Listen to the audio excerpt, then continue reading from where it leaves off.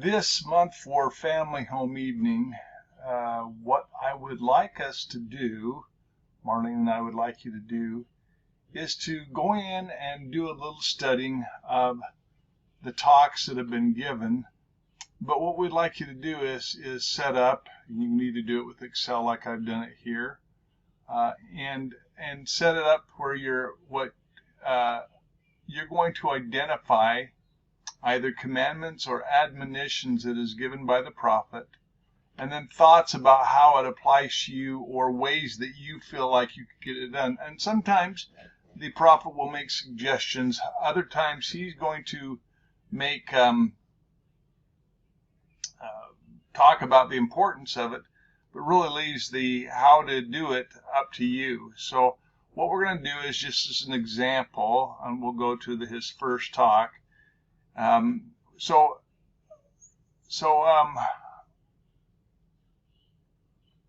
What he does is, and we'll just talk about this. For example, he says, "Behold, okay. Let me go to somewhere else." Yeah, he talks about over and over again. I rejoice as the Lord's directed the hastening of His work, even through the global pandemic. My brothers and sisters, the strength of the church lies in the ever-growing testimonies of its members.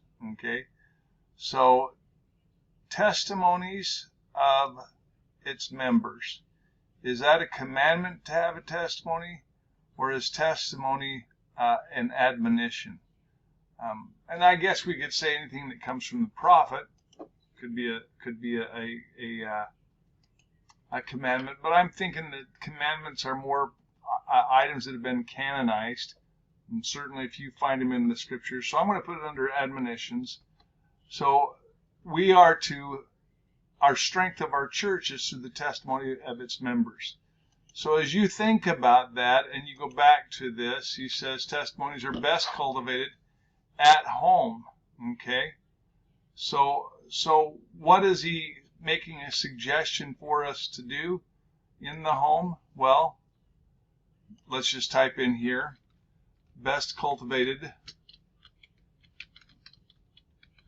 in the home by, and then I'm going to make a suggestion that you come up with how your testimonies are best cultivated in the home.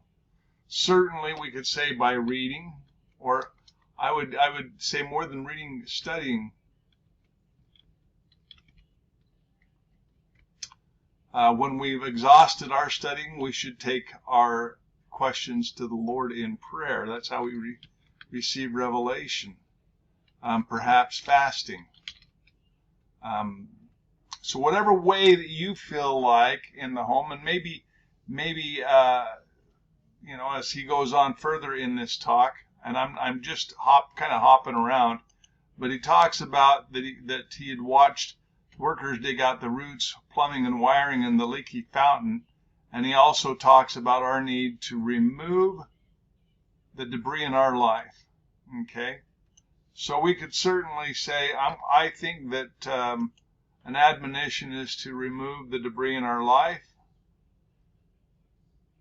Okay. So if we're going to remove the debris in our life, how can we best do that? And so if we go back again here to the talk,